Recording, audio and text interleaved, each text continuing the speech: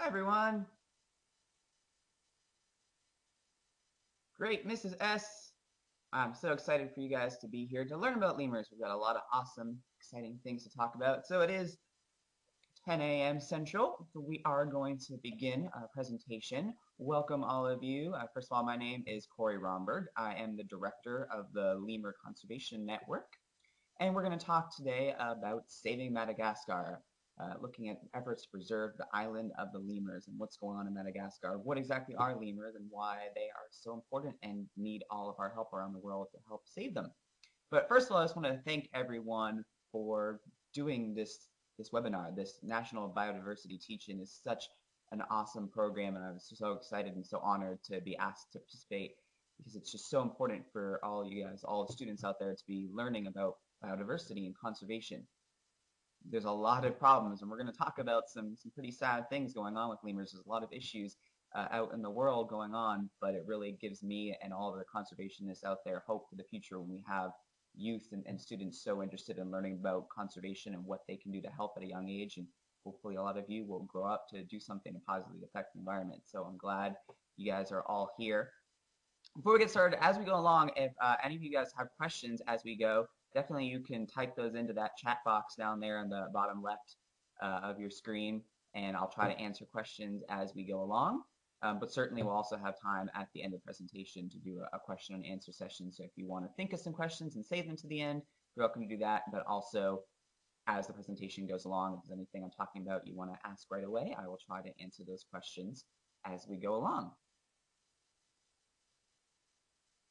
So a little bit about myself.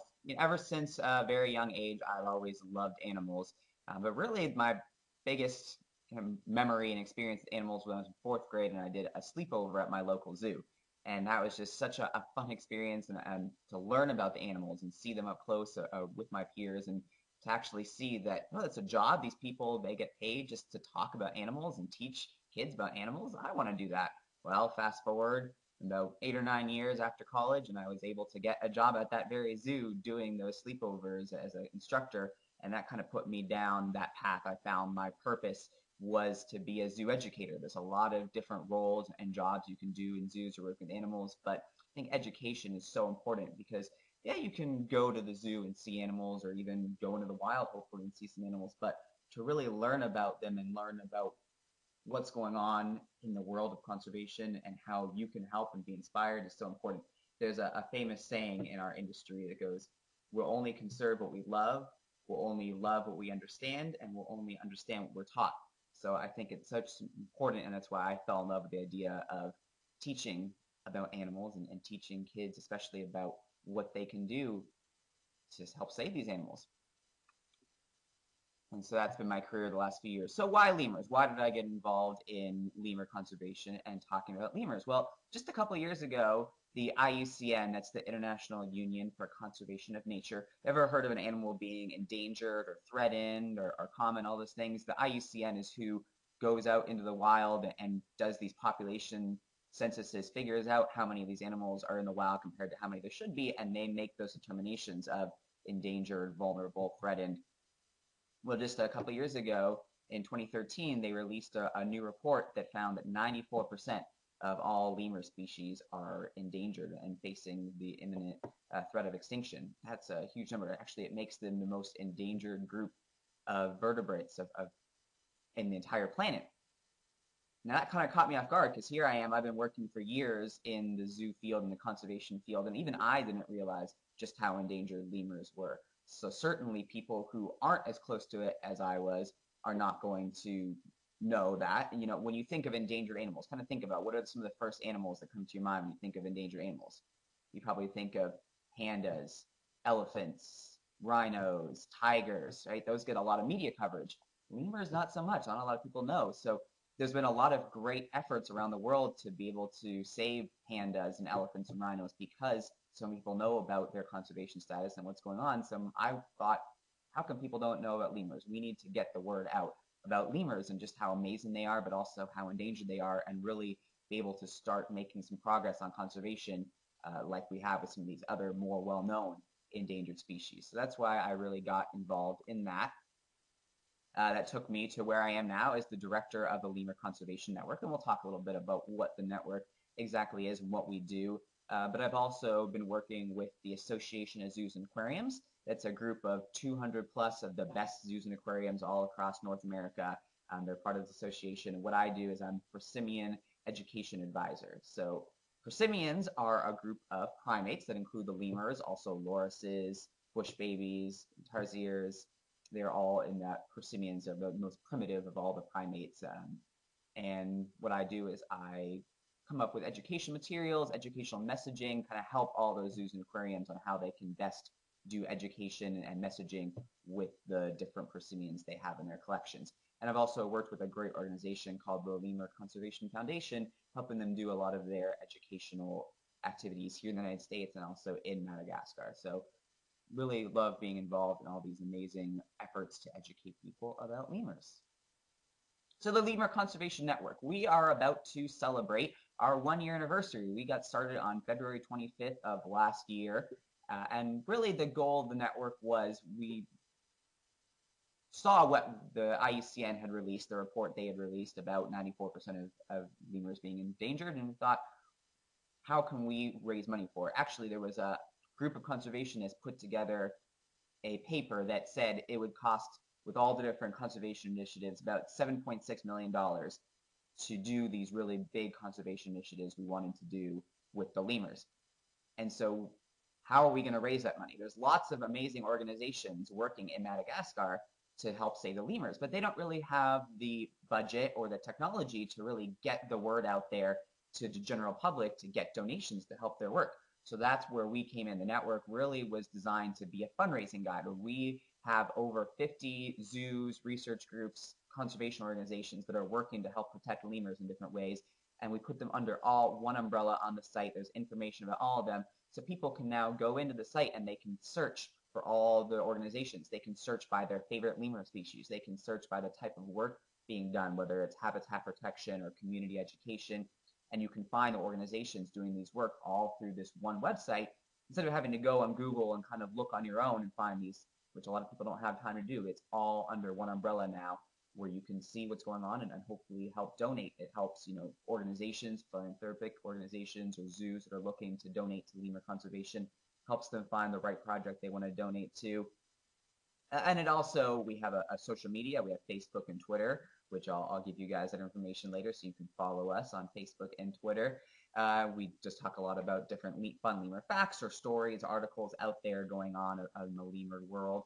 And we also have a blog. We have weekly blog posts from experts, from educators, just talking about what's going on in the lemur, really trying just to engage people in lemur conservation and get people to be more aware of the issue. So let's go back and kind of give you a little sneak peek right there. But I want you guys to think, what is the first thing that comes to mind when you think of lemurs, the word lemur or the word Madagascar? Take a minute and think about it. And I'm gonna bet a lot of you guys thought of these three right here. That's King Julian and Mort and Maurice from the movie Madagascar. So that is what a lot of people, when you first think of Madagascar, you think of the DreamWorks animated film back from 2005 about lemurs in Madagascar. And this was great because so many people now are aware of that there's a place called Madagascar and that there are animals called lemurs, some things they may not even been aware of if it wasn't for this movie. Working in zoos and doing tours and doing programs and teaching about lemurs, it's amazing how many kids nowadays know what a lemur is and know especially where they come from because of that movie.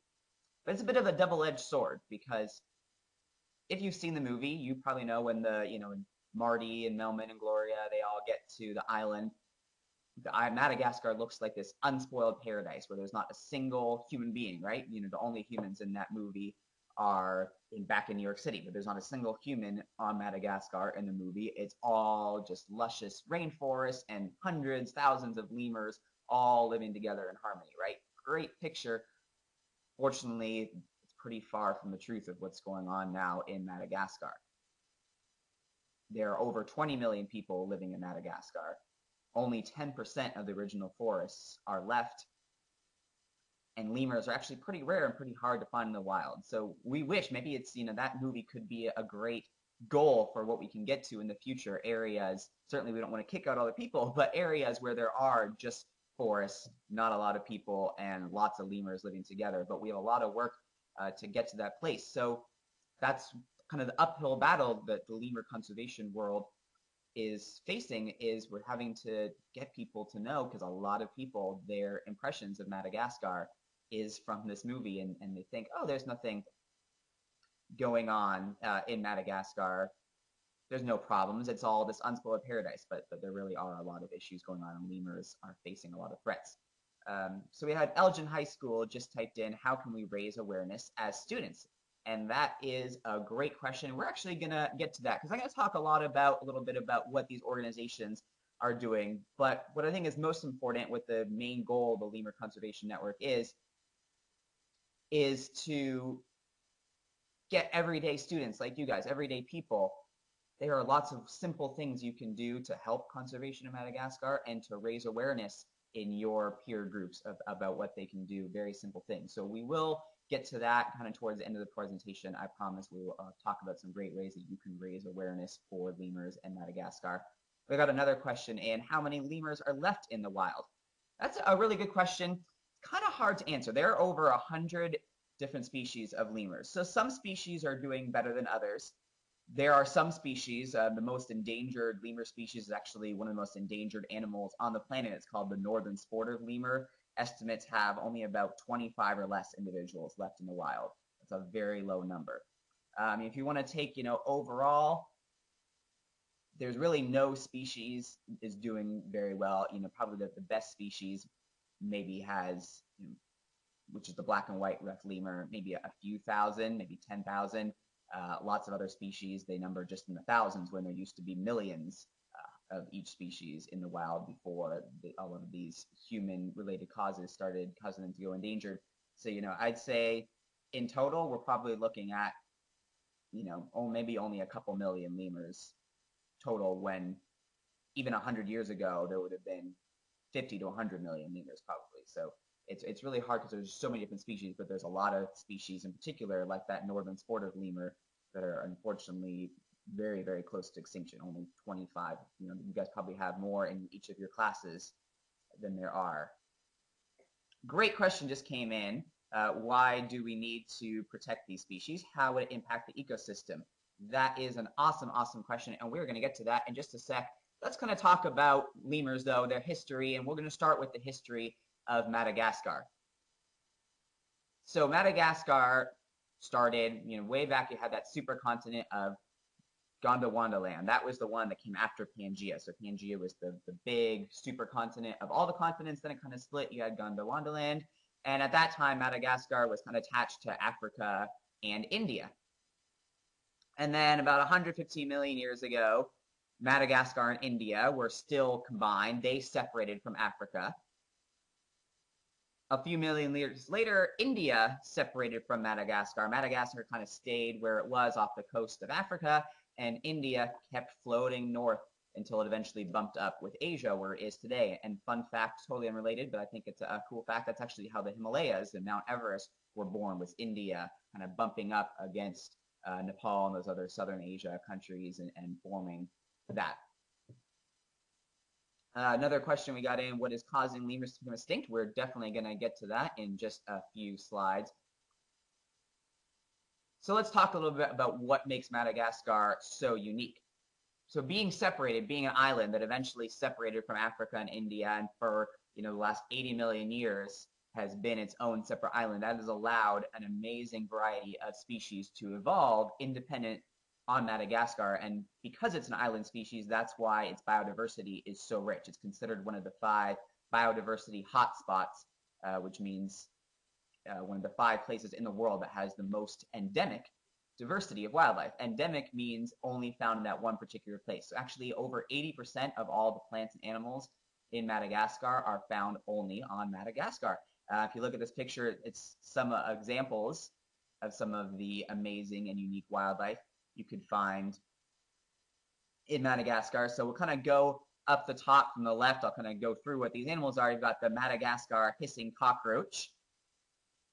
Very cool, very important species. They're not as gross as you would think. They serve a very important role. Go in the middle up top left, right there, we got the ring-tailed lemurs. Of course, we're going to talk a lot about the lemurs. That little hedgehog-looking animal, it's called a tenrec.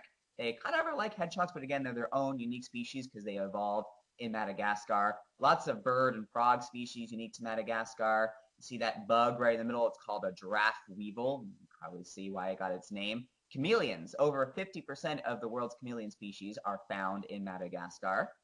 You can see that leaf-tailed gecko right there. It's a gecko that looks a lot like a leaf.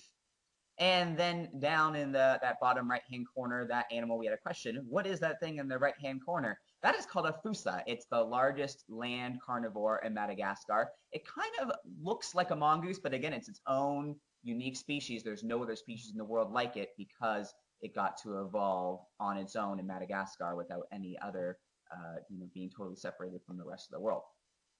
It's got an awesome question. What is your favorite type of lemur? And that is such a tough question because there's over 100 different species of lemurs, and each of them are so unique. But my favorite would have to be the Indri. It's the largest of all lemurs. It has this beautiful, gorgeous call, almost kind of sounds like a whale call that they make to each other. And it looks like this big teddy bear. It's got this black and white. It's almost like a cross between a panda and a teddy bear and a lemur. We're actually going to talk a little bit about them a little bit later in the presentation because they are so unique. But I'd have to say they are my favorite.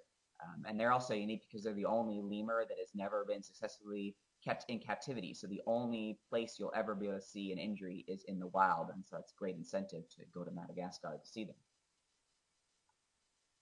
Landscapes. That's another thing that's so amazing and unique about Madagascar. A lot of people just think of the rainforest, but because, again, it evolved, because it had parts of Africa, parts of India, but then evolved totally on its own, it has such unique landscapes from the spiny forests to that rock formation you see. It's called a singy. It's this great rock canyon of all these jagged, sharp rocks. You've got desert, gorgeous, gorgeous beaches with white sand and beautiful blue water. Of course, you've got the rainforest, and that picture in the bottom right-hand corner is probably the most famous picture or the famous plant of Madagascar, the baobab tree, and that's a picture of what's called the avenue of the baobabs. Unfortunately, not many of these trees left because they're being cut down, but there is a place in Madagascar where you can see a row of these trees. They kind of look like upside-down trees because when they have these giant trunks, but when they're not in blooming, it looks like the roots of the tree are at the top. It's a way that it helps conserve its water because the baobab trees are found in a pretty dry area of Madagascar. But such unique landscapes, one of the many reasons why it's amazing to visit there. And we'll talk about why it actually helps lemurs to visit there. But a lot of people don't realize just how diverse all these landscapes are found in just one country. So let's talk about the story of lemurs. And the story of lemurs begins a long time ago on a continent far, far away. 65 million years ago, actually, which a lot of you may recognize that number as right around the time the dinosaurs went extinct. So believe it or not, there actually was some overlap. Scientists believe there was some time where the early ancestors of lemurs, the world's first ever primates, lived alongside the dinosaurs. Now, the rise of the lemurs and the primates was happening just as the fall of the dinosaurs came to be, but there might have been some overlap there, and you can see what those early lemur ancestors looked like, and we've been able to learn this through a lot of fossils we found of these early lemur ancestors. Just got a question in, do fossa eat lemurs? And yes, they do. So being the largest land carnivore on Madagascar, and lemurs being so prevalent on Madagascar, that is their favorite food source. Actually, probably 80 to 90% of a fossa's diet is lemurs. And we're going to talk about, someone asked earlier, why is it so important to protect lemurs? Why are they so important to the ecosystem? Well, one of those reasons, which we'll talk about, is predator-prey relationships. The fossa is so reliant on lemurs for its food, and that's a natural thing. For fossa to eat lemurs, that's natural, and they keep the balance in check. But it's when humans start killing lemurs or killing their habitats that the balance is totally thrown off, and that's what we'll talk about. So how did lemurs get to Madagascar? Contrary, when people first discovered lemurs and first started studying them, they thought that they just evolved totally on their own on the island of Madagascar. But looking at fossil records, we found that to not be true. There were actually lemurs first evolved, about 65 million years ago on the mainland continent of Africa. So lemurs were on Africa. How come they're on Madagascar then and not in Africa? Well, Lemurs arrived in Madagascar about 62 to 65 million years ago by floating on rafting mats of vegetation. Believe it or not, they actually rafted over from Africa. This was a time when the currents, the ocean currents, favored an oceanic dispersal to the island, so it probably only took a couple weeks of being on that raft of vegetation. There might have been a storm and that kind of caught them and pushed them over. And that's when they got to Madagascar. And from there, they started to evolve into the many different species we know today. But not all of the lemurs went to Madagascar. That's another thing that people thought, okay, so all the lemurs went from Africa to Madagascar. That's why there's lemurs on Madagascar and no longer lemurs on Africa. But that's not exactly what happened. Again, a further study into the fossil record showed there was a period of overlap where there were still lemurs living on Africa. Only a few lemurs went over to, by a few, we're probably talking in the hundreds at least, but compared to the millions that were probably living on mainland Africa, if you went over to Madagascar and they started to evolve there, the lemurs on Africa went extinct because on Africa, around that same time, you started having the evolution of monkeys and apes who were a lot smarter, a lot bigger, and they outcompeted the lemurs. And that, the survival of the fittest, that caused all the lemurs that were still living in Africa to go extinct. But on Madagascar, there were no monkeys or apes that ever evolved. So the lemurs were able to thrive and form their own niche there, and they're still alive today. And here you can see another little picture of that. So really almost all the animals that are on Madagascar came there from floating rafts of vegetation over from mainland Africa. The lemurs were one of the first to arrive 50 to 60 million years ago. The tenrecs came, and then the rodents and the carnivores who eventually evolved into the thusa. So that's how they all came to be there. Back then, there were also ancient lemurs, giant lemurs. You can see there were lemurs that were called sloth lemurs. They were like giant sloth-looking lemurs, and they hung upside down from trees like lemurs or like sloths. There were ones that looked like giant koala bears. The biggest of the ancient lemurs was actually the size of a modern-day gorilla. Unfortunately, when man arrived on Madagascar about 1,500 to 2,000 years ago, that caused the giant lemurs to go extinct. These lemurs, because they were so big, had a lot more meat and were a lot slower, so it is believed they were hunted to extinction by man, unfortunately. But the lemurs that survived diversified, and again, it started from just a few species that went over, and today there are at least 108 different species of lemurs. There was just a new species discovered this year, so we're still discovering new species of lemurs, but today the count stands at 108 different species of lemurs. And you can see in some of these pictures, kind of starting up at that top left-hand corner and going down, that picture right there of the really small one in the tree, that's a mouse lemur. It's actually the world's smallest primate. It could fit in the palm of your hand easily. You've got the bamboo lemur. It's a lemur, kind of, some people call it the panda lemur because it's a lemur that eats exclusively bamboo. Got the red ruff lemur, the shifakas, who they have these long legs that are used for jumping from tree to tree, but when they're on the ground, it looks like they're dancing as they walk across because their legs are so long. That picture on the bottom left-hand corner is the Indri. That's what I mentioned was my favorite lemur. So you can see that teddy bear-like appearance and that black and white coloration. The ring-tailed lemur, King Julian from Madagascar, probably the most common species. It's the most common species found in zoos across the world. So that's what a lot of people think of when they think of lemurs, is that ring-tailed lemur. And that's why a lot of people don't realize that lemurs are so diverse, because they just think of that. If you Google lemur, you're going to see lots of pictures of the ring-tailed lemur. Not a lot of people know how diverse they are. Right below the ring-tailed lemur, that's a blue-eyed black lemur. That is the only primate species known in the world that exclusively have blue eyes. And it's really one of the only species other than humans that have blue eyes at all. And that really funky-looking lemur over there on the bottom right-hand corner, that's called an eye. We'll also talk a little bit about them later because they are a very unique, funny-looking lemur. Actually, a lot of people thought they were a rodent for a while until they were classified as lemurs. Just got a question in, is there anything we can do to help lemurs besides donating money? And there definitely are a couple of really cool things you can do to help lemurs. Very, very easy, even kind of yummy things to do to help support lemurs, and we will get to that in just a few minutes. Let's continue talking a little bit about lemurs. Why are lemurs so important? So we got that question earlier. I promised I'd answer. Why is it so important to save lemurs? What is their role in the ecosystem? Because as I'm sure you guys know, all animals play an important role in the ecosystem, but lemurs play a really, really, really important role in the ecosystem in Madagascar. For one, They are Madagascar's gardeners. Being frugivores, which means fruit eater, a lot of lemurs, they love to eat fruit. Now, what happens when they eat that fruit? Do they digest the seeds? No. So where do the seeds go? They go into their poop, into their feces. Now, as the lemurs are traversing the different forests, as they're eating those fruits and then going to the bathroom, they are depositing those seeds in their feces, which act as great natural fertilizers. That then allows new trees to grow far enough away from the parent tree, the parent plant, that really allows there to be a healthy, genetically diverse forest.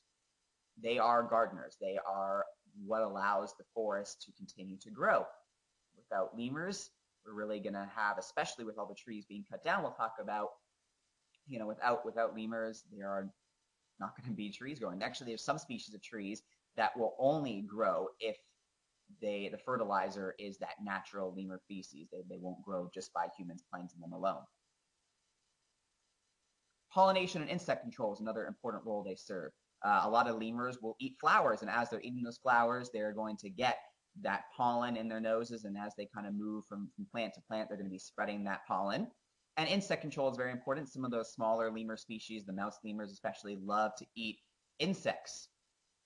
And by eating insects, they help keep those insect population controls in check, so there's not too many insects, which could be a problem to other animals or humans in Madagascar. Got a question in, do these lemurs stay together or stick with their own type? So most lemurs are very social. There's a few of the nocturnal species, the small mouse lemur species, that tend to be a little less social. Pretty much all lemurs are social. They live in groups from 8 to 12, sometimes 20 or 30. Most of the time, they do stay within their own species. So you'll have what we call troops of ring-tailed lemurs or troops of red-ruffed lemurs or Indris, and they'll kind of stay within their family groups, or one troop might have multiple family groups all living together. Now, most lemurs share habitat with other lemur species, and they kind of coexist, but they don't really intermingle different species with social groups. Certainly, different species wouldn't breed with each other. They would only breed with their own species, but that was a great question. Another really interesting fact about lemurs is that, contrary to most other primate groups especially, lemurs are what we call a matriarchal society. That means female dominance. So yeah, go girls. The lemurs in all those social groups, it's almost always the female that is in charge. There are some groups where there's really, it kind of goes, both males and females are in charge, but there's no male-dominated species. Any species that does have dominance in a certain gender, it's always going to be the female that's in charge. So that's pretty cool and unique among lemurs. Mentioned earlier, fossa, predator-prey relationships. So like I said, the fossa, 80-90% of its diet is lemurs. The fossa is also considered endangered today because not only is it losing habitat that it shares with the lemurs that it eats, but as those lemur populations go down, so does its #1 food source, and that affects the fossa. So it's all about that natural circle of life, that natural balance. It's important for these fossa to have a lot of lemurs out there as well. Someone just asked, are lemurs dangerous? That's a good question. Technically, when we term in the animal world using the terms dangerous or aggressive, I like to kind of differentiate between dangerous and aggressive. Are lemurs aggressive? No. Most of them are very afraid of humans. If you ever encounter one in the wild, it's not going to get close to you. If you try to get too close to it, it will run away from you. However, lemurs can be dangerous. Any animal can be dangerous, especially lemurs that have become too habituated to humans, which is a problem in Madagascar. That can lead to aggressive behavior. And if they bite, they do have sharp teeth, and also they can spread diseases pretty easily because, being primates, they share a lot of diseases with humans that can go back and forth. And especially having them as pets can be very dangerous. And we'll talk about why it's a really bad idea to have them as pets, and that's one of the issues facing them in the wild. They also are very, very important to the culture, to the people of Madagascar. A lot of local tribes have a story about the Indri and the creation of the Indri. They say that a long time ago, there were two brothers living in the forest. And one of them decided to leave the forest to cultivate the land, and he became the first human. The brother that decided to stay in the forest became the first Indri. And that call he makes, that beautiful song I mentioned, which I highly recommend after this presentation, YouTube and look up some of the Indri calls, because it's a beautiful song they make. But the myth goes that call is him calling out to his long brother, asking him to return to the forest instead of cutting down and cultivating the forest. So a great little story, and also a great conservation message they have for the local people there in that story. Got a question in, are female lemurs different than male lemurs? So in the social structure, yes, as I mentioned, because females tend to be a lot more dominant. As far as looks, not really. They're pretty much all lemurs look alike, both males and females. So size-wise and looks, it's not like birds or some other, or even humans, where you can most of the time pretty easily tell the difference between male and female. With pretty much all lemur species, the males and females do look almost exactly alike. That's a great question. Males tend to be a little bit larger, but again, when it comes to social, females tend to be the more dominant and the leaders of those troops. Now, the cultural myth of the Indri is one that serves it well. For the Ai, that is one that they have a little story in Madagascar with the Ai that actually kind of hurts it. So there's a great pictures of the Ai. You probably noticed those funky looking hands, and you can see, especially in that picture on the right, that long, creepy looking middle finger. What it actually does is the Ai loves to eat grubs and insect larvae and bugs. What they do is they have these long fingers. They'll tap on the trees, kind of like a woodpecker. They serve the same role in Madagascar as woodpeckers do here in North America. They use that finger to tap on the trees. Then they use those large bat-like ears to listen back for hollows, for echoes. And when they hear an echo, that means there's an area of the tree that is hollow and has been eaten. It's become hollow because grubs and other bugs have hollowed it out, so they know there's bugs in there. Then they use their rodent-like teeth to chisel a hole in the tree and stick that long middle finger in like a fishing hook and fish out those grubs and eat them. So really, really cool adaptations. Ai-Ais are definitely another one of my favorite lemur species. But you can imagine they are pretty scary looking, especially if you see them at night. Unfortunately, there's a lot of cultures in Madagascar that believe if an Ai is seen in your village, or especially if he looks like he's pointing at you with that middle finger, that it's a harbinger of death and that someone in the village will die if there's an Ai. So unfortunately, they are killed on sight. And so that's something also lemur conservationists are working hard to teach people what Ai's creepy looks and long fingers really are meant for, so that the villagers don't kill them on sight, because they are very important and very cool lemur. Ecotourism is something that lemurs are so important for. Lemurs are the global brand representing Madagascar. When people think of Madagascar, they think of lemurs. When people want to visit Madagascar, they go to see lemurs in the wild. People will not go to see empty forests. And ecotourism is a way for people to make money. It's actually one of Madagascar's leading ways of making money for the local people, is through people coming to visit and stay in the hotels and eat at the restaurants and go to see lemurs. If there aren't any more lemurs, people won't come to Madagascar anymore. They are, one conservationist I work with, it has a quote that says that lemurs are the goose laying the golden eggs for Madagascar. So they are so important for people coming to visit. We need lemurs, we need the local people, the people who are the ones killing them or cutting down the forest, to realize lemurs are a lot more valuable to them alive than they are dead. Oh, got a really interesting question. Are Ai-Ais evolutionized bats, technically speaking? So the answer is no. They really have no relation to bats whatsoever. But they have that unique feature of those bat-like ears, and they eat very similar bats. They're nocturnal, like a lot of bat species are.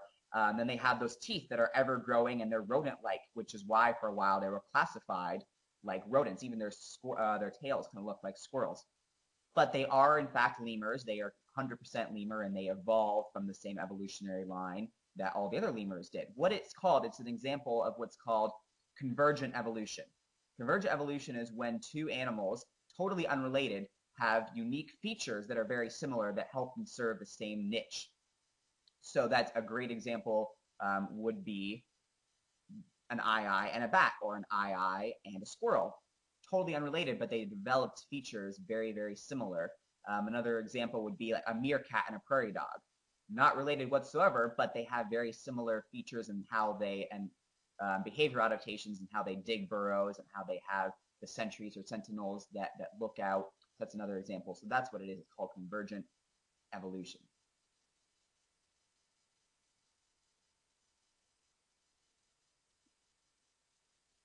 And the lemurs are also important because they are a link to human evolutionary past. Now, as you guys may have studied, or we won't get too into it because we could have a whole hour presentation just on evolution and the theory of evolution, but humans share a common ancestor with apes, and really, as you see on this chart, it kind of goes all back to that original primate ancestor many millions of years ago. Well, being that lemurs are the oldest living primates still alive today, and really were one of the first primates to ever evolve, they are a link to our evolutionary past. They are our oldest ancestors, or the oldest animal to have evolved from our common ancestors. So we do have that link, as you can see in this chart, to lemurs. And by studying lemur evolution, we can learn a lot about human evolution. We can learn a lot about human social evolution and the evolution of our social structures by looking at lemur social structures and how those evolved. So studying them is very, very important. You know, how sad would it be to lose the first link to human evolutionary past, that very first primate that's still alive today? So what threats do lemurs face? That, you know, now we bring us to that question, why are lemurs so endangered?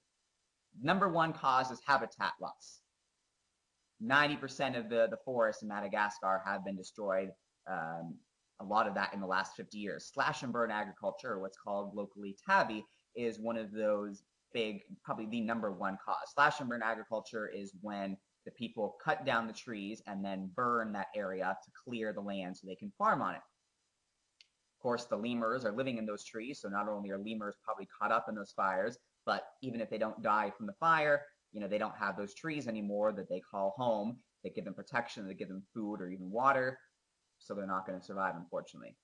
Some of the two biggest causes, or the two biggest types of farming that are used for slash and burn agriculture, are cattle grazing and rice paddies. And that has to do with how the people first got to Madagascar. So the people who arrived in Madagascar 2,000 years ago, some of them came from mainland Africa, and they brought with them the farming practice of cattle grazing. And then the other people that came to Madagascar about 2,000 years ago, they came from India and other places in Southeast Asia, and they brought with them rice cultivation and rice paddies. And those things still exist today. And unfortunately, a lot of forest is currently being cleared and has been cleared in the past to make room for these farming. Forests are also cut down for illegal logging. That is when trees are taken up and sold to manufacturers who use them in things like furniture, you know, chessboards, tables, guitars, all sorts of things. There's two trees in particular in Madagascar that are heavily logged illegally, rosewood and ebony.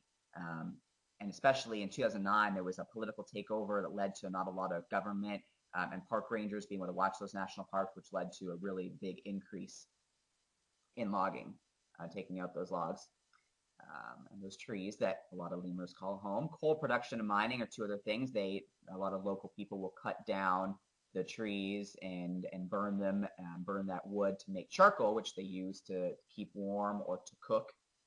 And then mining, there are a lot of precious minerals in Madagascar, so they will cut down or take over that land, cut down trees and make room for their mining operations. Another thing affecting lemurs is the pet trade. The most recent estimate said there's probably at least 28,000 lemurs that we know of being kept as pets in Madagascar alone. That's not even including all the lemurs that are being kept as pets in other places around the world, including the United States, unfortunately. As you can see from these pictures, they're pretty hard to look at, pretty sad to see. They are not kept in good conditions. A lot of these lemurs are taken illegally out of the wild, taken from their families to be sold as pets. So even though they're not being killed directly, it's dwindling those wild numbers because they're no longer a wild lemur, they're now a pet. And then, unfortunately, they don't really survive all that long because they are not properly taken care of. Got a question, how safe is it to travel in Madagascar due to the politics? That is a really good and important question. Now, when that political takeover happened in 2009, it was not safe to travel. And actually, that was part of why the lemur population numbers have been going down so drastically in the last few years, was because ecotourism was that big thing that was saving the lemurs and it was giving people incentive to save the lemurs. But when the political takeover happened, a lot of people were unsure. Political takeover happened, a lot of people were unsure about traveling to Madagascar. You also had September 11th happen, and people just didn't travel altogether. And so it was really affecting the ecotourism industry. The people of Madagascar were becoming even poorer than they already were. And that was affecting, definitely, they were turning to a lot of ways to make money elsewhere, which included cutting down the forest. But as of 2013, the new government took over. They ended the years of political strife, and there is now stability, and ecotourism is on the rise. And I can say, as long as you go with a reputable travel company, it is now once again safe to travel to Madagascar. So very good question. And bushmeat, another hard picture to watch, unfortunately, but it's important to know what's really going on. For a while, lemurs were considered taboo to hunt, to kill, certainly to eat. But because the people of Madagascar are so poor, a lot of them living on less than $200 US a year, they couldn't afford chickens, or they couldn't afford to go to the grocery store or the market for food, so they were taking the easy way out and just killing lemurs and eating lemurs, unfortunately. So that became a big problem as well. So what's the current status? Like I said earlier, 94% of all lemurs are endangered. Unfortunately, that makes them the most endangered group of mammals, probably the most endangered group of vertebrates on Earth. I said earlier, 90% of all the original forest cover in Madagascar has been destroyed due to human activity, due to cutting down the forest for those reasons mentioned earlier. So that's a picture of Madagascar. That green is the remaining forest. It's not a lot when you consider all that white area. You know, even 100, 200 years ago would have all pretty much been all green. There's not a lot of green left, which means there's not a lot of lemur habitat left, or habitat for all those other amazing animals in Madagascar we talked about. One of the other big things facing them is fragmented forests. So it's not the deforestation that's going on in Madagascar. It's not large scale like we have, say, in the Amazon in South America, where it's these big companies just destroying humongous tracts of land, or even in Indonesia with the palm oil. In Madagascar, it's a lot of just local villagers and farmers. So what that means is they're not destroying large areas, they're just destroying little pockets. And as you can see from this picture, it leads to fragmented forest. We have forest and then no forest, and then some more forest and then no forest. Well, lemurs need to live, they only live in the forest, most lemur species. What happens with these fragmented forests is it basically traps the lemurs in these very small pockets of forest. They can't travel like they would to get to other food sources or to spread their seeds and help new trees grow. They're not able to mate with other lemurs, other species, and what that does, it causes a population bottleneck. You have so much inbreeding where they're breeding too closely with family members, and that bottlenecks it, basically stops any more lemurs from being born, because eventually too much inbreeding bottlenecks and traps that population, and then we're not able to even have lemurs be born. So it's a very bad problem when you have these fragmented forests. And also soil erosion. The soil of Madagascar is very delicate, and so when the trees are cut down, it exposes the soil to a lot more rain than it's supposed to be getting, and what that does is eroded it, and you can see that's what it looks like. Madagascar is sometimes called the Red Island, because if you see it from above or flying above, you see just huge pockets of red, and that's that red soil that's no longer livable for animals or farmable or livable for humans.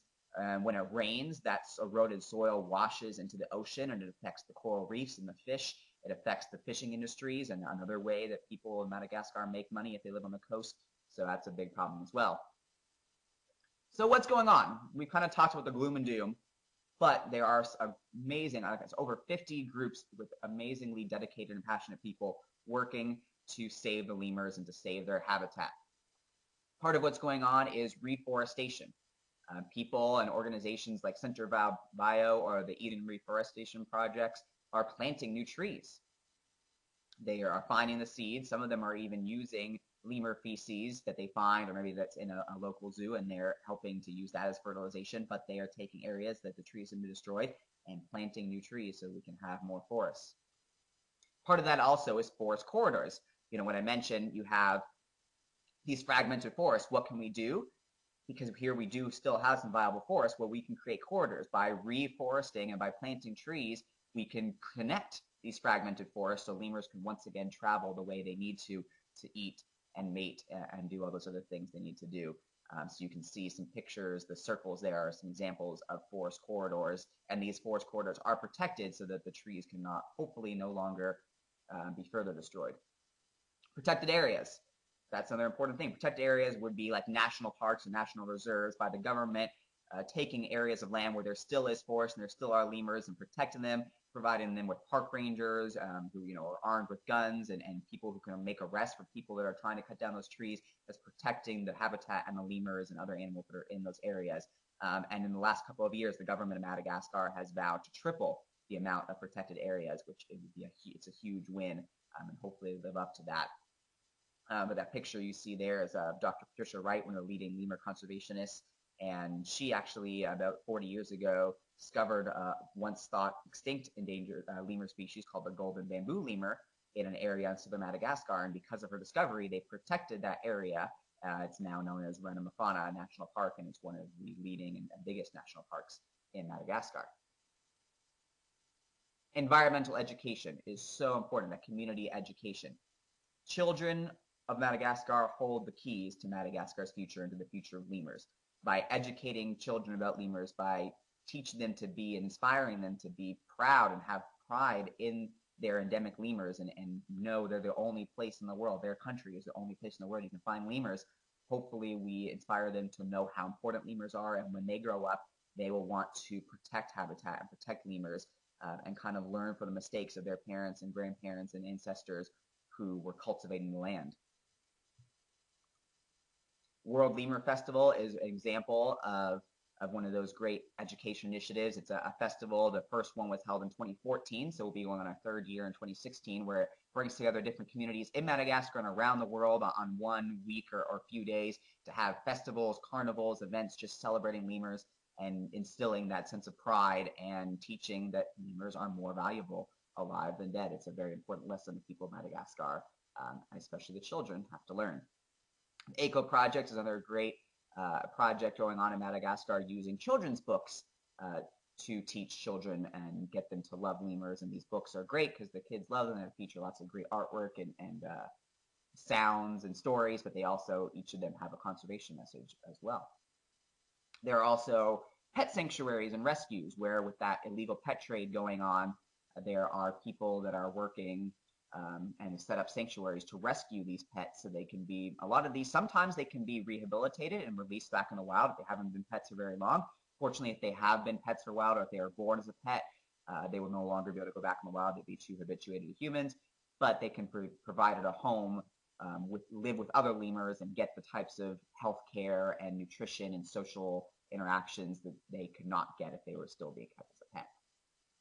Captive breeding and release is also another important thing we're doing. So zoos around the world that have lemurs, they breed their lemurs, all doing through something called the Species Survival Plan. It's basically like the Match.com of the eHarmony for zoo animals, and they have stud books where they have genetic histories of all the lemurs, and they match them up for breeding based on their genetics, which ones will match up genetically. The goal is to have a very healthy, genetically diverse population of lemurs in zoos, so that one day, unfortunately, as some of these species go extinct in the wild, we have that safeguard. We have them in zoos, and if we can fix a lot of these issues going on and make Madagascar once again a safe place for lemurs, we have lemurs we could then repopulate the wild with.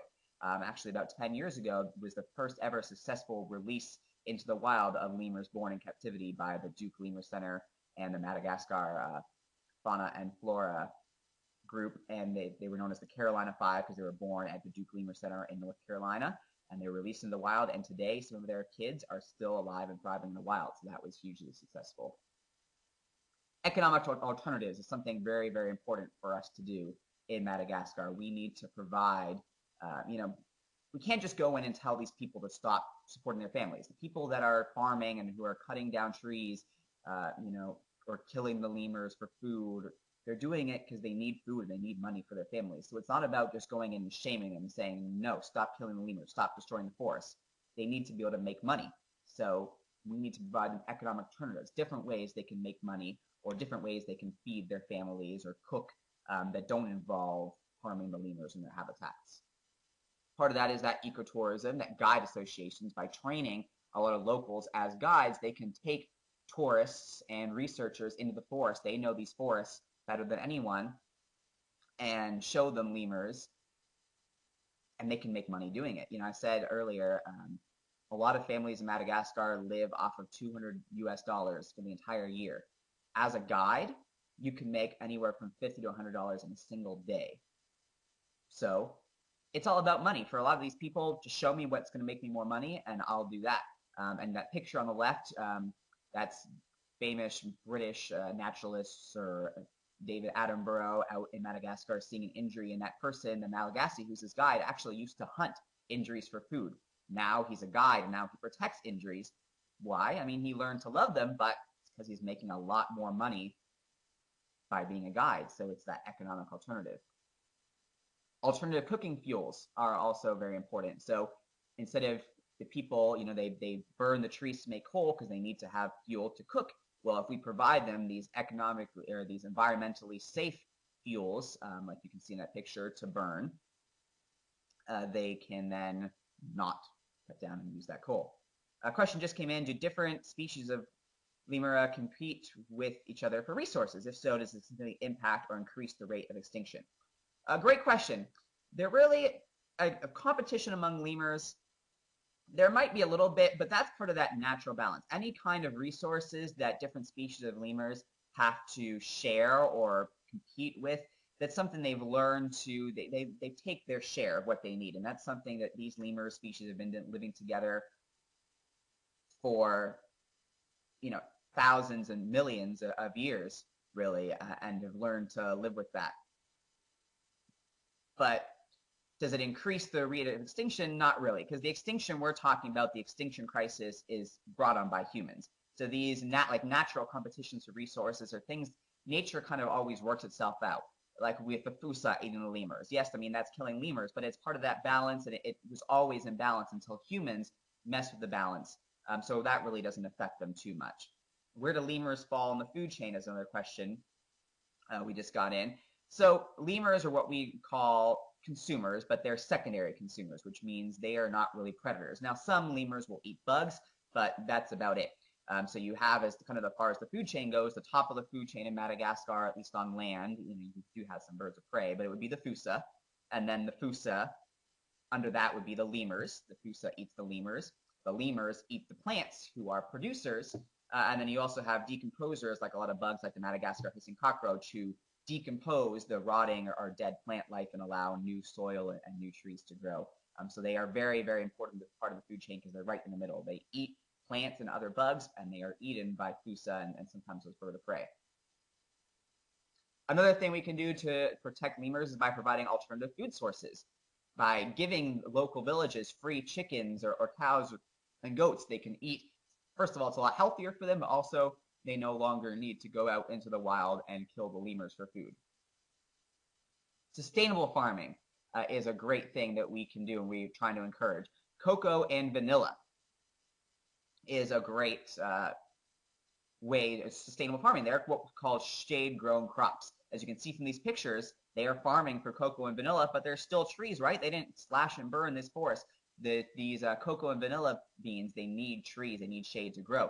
So by encouraging these farmers, instead of farming, doing their cattle grazing or rice paddies, which has to cut down the forest, by encouraging to do this type of farming, they're still making money, but they're also protecting the forest, and it encourages them to keep the forest alive because they need the forest to grow this cocoa and vanilla. Got a question about how do lemurs communicate. That is a great question. Let's just get through. I want to talk a little more so we can get to what you all can do to help raise awareness for lemurs and protect lemurs, and then we'll get to that question. So here we are. What can you do? And this is very important. This is why hopefully you guys kind of have stuck it out. Hopefully you've been amazed at how amazing lemurs are, been kind of sad about what's happening to them, but be inspired to now you want to do your part to help protect these amazing animals. So what can you do? Buy Madagascan chocolate and vanilla. By purchasing the chocolate and vanilla that comes from Madagascar, you're supporting these farmers. The more money these companies that sell Madagascan chocolate and vanilla make, the more farming they're going to want to do in Madagascar, the more workers they're going to hire, and the more the local people of Madagascar will say, hey, this is the best way I can make money for my family, by growing cocoa and vanilla, not by doing rice paddies or cattle grazing or coal production or mining or all these other unsustainable things that are hurting the lemurs. Not only that, it's really yummy. Madagascan chocolate is considered one of the last pure forms of chocolate left in the world. So where can you get it? Vanilla, actually about 80% of the world's vanilla comes from Madagascar. So the good chance already the vanilla you're purchasing or your parents are purchasing is coming from Madagascar. But you can still look and do research and buy specific ones that are companies that are operating in Madagascar for vanilla. Chocolate, one of the best companies selling Madagascan chocolate is called Madagascan. Not only are you supporting the farmers that way, but for every purchase of a Madagascan chocolate bar you buy, they donate a percentage of those proceeds directly to lemur conservation efforts. and I've had Madagascar. It is the best chocolate bar I've ever had. So you can get that online on Amazon. You can order those chocolate bars. You can also get them from Whole Foods. If any of you guys have Whole Foods in your areas, they sell Madagascar. So by purchasing those chocolate bars, that vanilla, you're supporting those types of farming. You could also hold a bake sale. You know, you could buy some of that Madagascan chocolate or buy Madagascan vanilla and use that to bake cookies and hold a bake sale at your school, and use that money you raise in the bake sale to then put that directly into a lemur conservation organization and donate to them. Do not buy rosewood or ebony is a way you can support conservation. So here's some examples of what rosewood and ebony is used in. Rosewood is that red colored wood. It's used in guitars and furniture. The ebony is also used in furniture like tables and also some very high-end chessboards and chess pieces. You should never buy rosewood or ebony, and tell your parents that whenever you're shopping for woods or furniture, always look for the FSC label. That means Forest Stewardship Council. It means it's certified that that wood that made that product was not taken illegally from any rainforest around the world. But you never know. Do your research. But there was an example. There was a lot of high musicians, celebrities that were using guitars made of rosewood, and they had no idea that it came from that. The company, the Gibson Guitars, they didn't even know that their wood was being illegally sourced from Madagascar. So safest way is just do not buy rosewood or ebony. There's a lot of other wood products you can buy because you don't want to accidentally be supporting that illegal logging going on in Madagascar. Do not support the pet trade. So here in the United States, and really all around the world, lemurs, especially ringtail lemurs, can be found as pets.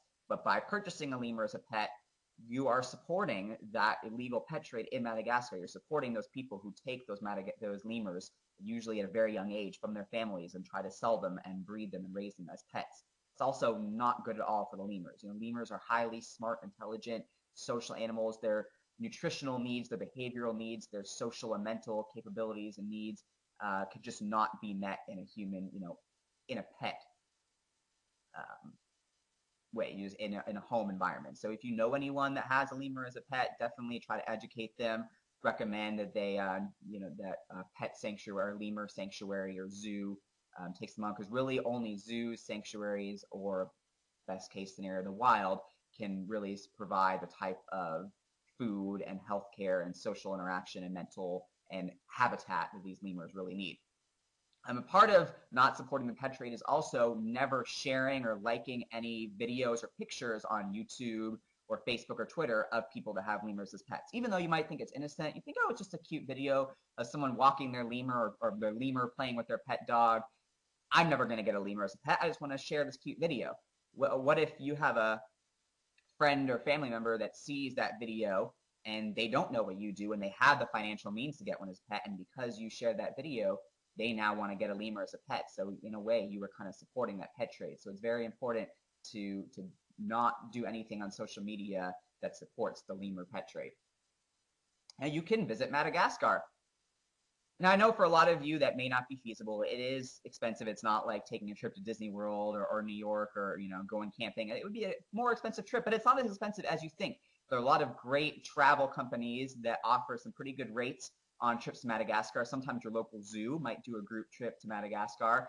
And it's, as far as it being challenging and difficult, a lot of these travel companies or zoos will arrange all the flights for you, all the visas, paperwork, all the shots, everything you would need to visit. So, if you do have the financial means and you're thinking of taking a trip overseas and you're thinking, do I want to go to Europe, Australia, Africa, think about Madagascar. It will really blow you away. You'll be amazed at how amazing a country it is, the people, the food, and the landscapes and the environment. Not only would you get to see lemurs in the wild, but world-class accommodations, some of the most gorgeous beaches you'll ever see, some of the world's best scuba diving and snorkeling and whale watching can all be found in Madagascar. And once again, as of the last few years, it now is a safe place to travel now that the government has stabilized itself. And of course, you can support conservation organizations. The Lemur Conservation Network, like I mentioned earlier, it's a fundraising guide. If you visit our website, lemurconservationnetwork.org, you can see all these amazing groups that are working in Madagascar to save lemurs, and you can donate to them. You can raise awareness. You can follow us on Facebook and Twitter and share some of our posts and some of our blogs with your friends and family. Just get them aware of what's going on with lemurs and conservation, how important it is for us to save them. I just had a few days ago, a mother emailed me saying her daughter, for her birthday, instead of getting gifts, she wants all of her friends to donate to lemur conservation. How awesome is that? So she asked me if I could give her some recommendations of organizations, through our website, of organizations they could support. So that's something you can do. Instead of, you hold a drive, instead of your next birthday, ask your friends and family to donate to lemur conservation. There's so many unique ways. I definitely encourage you guys to reach out to the network and reach out to me. I'll give you guys my email address. I'll type it in so you guys can contact me directly and see if you're interested in doing any special fundraising drives or awareness, or want to learn more about how you can get involved in lemur conservation, because it really is going to take everyone's help. Together we are stronger. And really, if everyone in the world comes together and just does their part to do these little things, we really can make a difference. And lemurs, like we have already made a difference in some of these other animals that are in danger, like pandas and elephants and rhinos. So I want to thank you guys so much. That brings us pretty much right to our hour. I am going to stick around a little bit more to answer questions. I understand if you guys have to go, you are definitely welcome to, but I will stick around just for a little bit to answer some more questions you might have if you want to put those in. So I want to get back to how do lemurs communicate? Many different ways. Part of it is by sound. A lot of lemurs have very unique calls, like I mentioned the Indri and their beautiful song. But there are some lemurs who will communicate with scent, especially the ring-tailed lemurs. What they do is they have little scent markings on their wrists, and they'll rub their wrists, and they'll rub it on their tails, actually, and they'll fling their tails. It's called a stink bite. And when they're kind of fighting, two males are fighting over a female, they'll fling that stink using their tails, and that's the way they communicate. Or they'll also rub their tail or rub their wrists up against trees to mark territory. So vocal communication is probably the number one, but the ring-tailed lemurs are kind of unique in that that smell, that scent communication. And yeah, thank you so much. Again, I'm so glad you guys tuned in to learn about lemurs. Again, for those of you that are still here, I'm typing in my email address, cbromber@asu.edu. You can contact me if you're looking to learn more about how you can support lemur conservation. Visit follow us on Twitter @Lemur Network, or on Facebook. If you just look up the Lemur Conservation Network, follow us there. You can read our blog on our website. Is there any more questions for those of you that are still in here?